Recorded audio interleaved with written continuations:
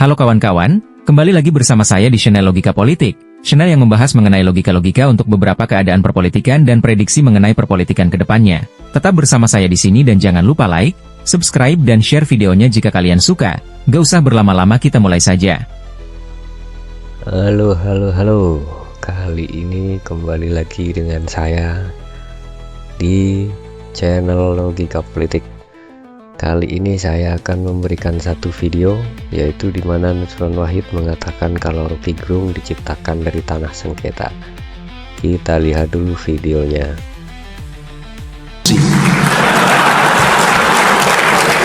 Karena sama-sama orang Kudus.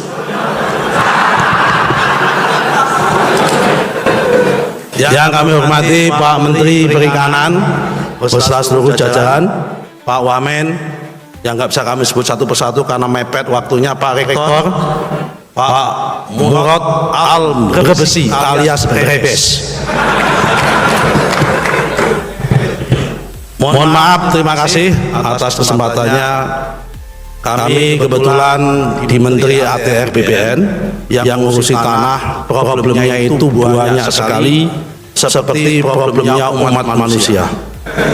Karena memang manusia ini diciptakan dari tanah. Wa minha khalaqnakum wa fiha nu'idukum wa minha nukhrijukum taratan ukhra. Iki santri tenanan kayak kira tepuk tangan.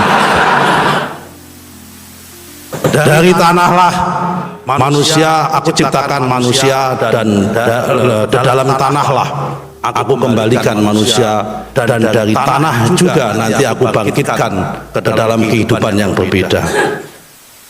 Karena manusia itu beda-beda, mungkin juga dulu latar belakangnya itu lahir dari, diciptakan dari tanah yang berbeda-beda. Ada yang orang itu duitnya banyak kayak Pak Trenggono, mungkin dulu dibuat dari tanah pasar. Ada orang yang hobinya baca buku terus alim kayak Pak Mukti, itu mungkin dulu dari tanah wakaf Muhammadiyah. Tapi juga ada orang yang hobinya itu sengketa padu terus banu dialog kayak Rocky Gerung gitu, mungkin itu mungkin dulu lahir dari tanah sengketa. Sebaliknya ada yang orang kalau dagang rugi terus mungkin dulu lahir dari tanah longsor. Nah, ini menandakan bahwa memang ngurusin problem pertanahan itu adalah ngurusin problem umat manusia.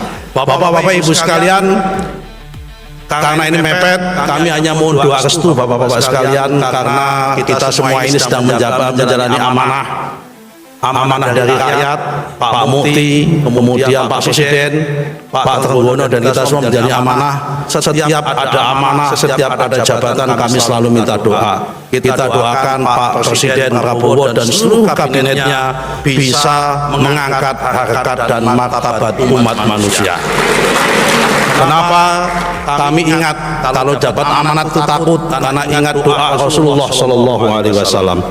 Dulu ada seorang sahabat Nabi dari suku Badui, suku yang paling terpelosok, datang kepada Rasulullah minta doa. Ketika dia baru saja dia akan menjadi kepala suku, dia minta doa kepada Rasulullah, ya Rasulullah, saya minta doa, saya baru diangkat menjadi kepala suku, mohon doakan ya Rasulullah. Rasulullah mengangkat tangan sambil berdoa. Doanya adalah ini ada dalam hadis Bukhari, Allahumma man waliya amra ummati fa'rafa alaihim fa'rafa alaihi. Ya Allah, kalau ada di antara umatku yang sedang ngurus rakyatku, doa Rasulullah, dan selama dia ngurus umatku itu, ngurus rakyatnya itu, selalu mengangkat harkat dan martabatnya rakyatnya, maka doa Rasulullah adalah farfa alaihi, angkatlah derajatnya ya Allah.